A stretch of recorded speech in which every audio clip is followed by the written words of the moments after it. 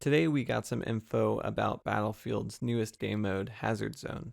EA released a trailer and they also posted a blog post giving us more details about what exactly this game mode is. And this game mode actually shares a lot of similarities with Hunt Showdown, so I thought it would be interesting to talk about what is Hazard Zone, how does it compare to Hunt Showdown's Bounty Hunt, and maybe we can figure out if Hazard Zone would be interesting to Hunt Showdown players. I will have the trailer playing throughout this video, but I will be reading from the blog post and you can see what I'm talking about. So from the blog post it says, in Battlefield Hazard Zone you play as an elite task force assigned to retrieve these critical data drives.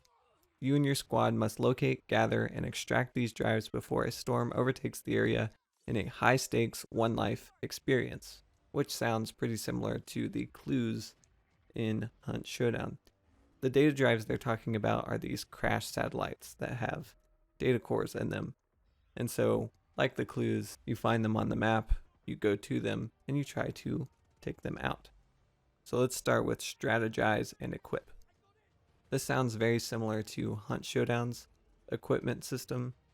So before the match starts, you will get a mission area briefing screen where you'll see an overview of the mission area. Here you'll find which regions of the map have a higher probability for you to encounter data drives, enemies, and uplinks, which are your communication extension to HQ in requesting call-ins. We'll talk about uplinks later. So with this mission briefing information, you and your squad will select your specialist and loadout.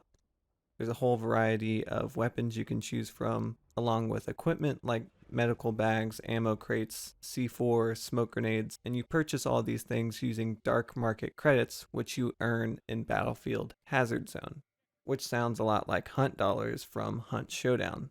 And just like Hunt Showdown, if you don't have any money, you can also recruit a free specialist that has a no attachment assault rifle. In this mission briefing area, you can also purchase from a list of 15 tactical upgrades. And they don't tell us all of them, but they do list these few. You can get an extra throwable, which lets you carry one more of your selected throwable gadget. You can get insider information, which gives you a 30-second notice on where capsules are going to crash. You can get loadout insurance, which I've heard a lot of people suggest for Hunt Showdown. You can get a negotiated bounty, which gives you 50% more dark market credits when killing opposing forces. There's also the quick draw holster, which lets you swap between weapons 15% faster.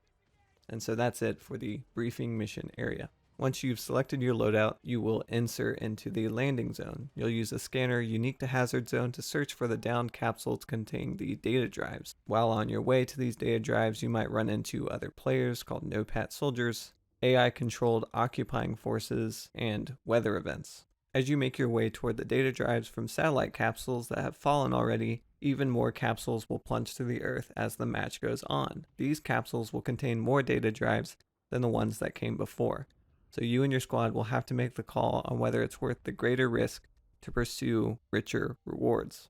But like Hunt Showdown, there will be items around the map, like ammo stations that can help you, and also uplinks, which are randomly spawned collectible laptops. And there isn't quite an equivalent in Hunt Showdown for what these uplink laptops provide, but there are 3 available. There is the support uplink, which gives your squad a ranger call-in. The ranger is the robot dog that you have seen on every Battlefield trailer. There's also the vehicle uplink, which gives your squad a LATV-4 recon call-in. That's just one of the vehicles in Battlefield. And there is also what I think will be the most valuable, the redeploy uplink, which gives your squad a squad redeploy call-in. So like Hunt Showdown, if everyone in your squad dies, then that's it for your squad. You go on to the next match. But in Hazard Zone, if one of your squad mates manages to get to one of these redeploy uplinks, they can call their teammates back in. You can redeploy into Hazard Zone. And then extractions are a bit different from Hunt Showdown too. So in Hunt Showdown, the extractions are permanently on the map. At any time during a match, you can go extract. Whereas in Hazard Zone, there are extraction windows. It sounds like there will only be 2 extraction windows. So there will be the first extraction window, and if that one is successful, the next extraction window will be the final one. It is like Hunt Showdown where you can leave a squad mate behind. It says, once you arrive at the extraction zone, your squad will need to defend itself from the occupying forces and opposing enemy players. But remember, you must get on the helicopter to extract. If your squad mate fails to board in time, they will miss the window and have to extract during the final extraction window. And so all of that sounds pretty familiar to Hunt Showdown players. There's also a section of the blog that talks about some of the nitty-gritty details of Hazard Zone. One says that each match lasts about 5 to 20 minutes based on how you play. Another interesting detail is that each match will have 32 players on next-gen consoles and PC, which means with 4-member squads, there will be 8 squads per match. So talking about Hazard Zone from a Hunt Showdown perspective, it sounds pretty familiar, and I'm curious to see what Hunt players think of it.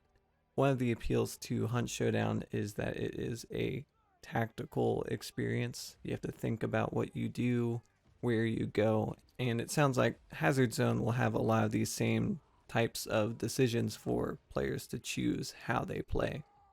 But just given the nature of Hazard Zone, I think it will appeal to Hunt Showdown players, but maybe a more casual Call of Duty Warzone-like experience. Let me know what you think about the game mode. Are you excited to play it? Are you going to skip on it? I'm curious. Anyway, until the next one, thanks for watching.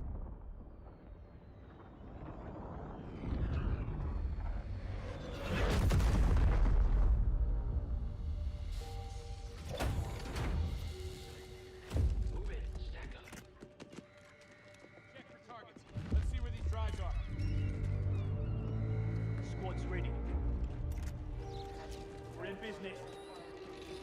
Take your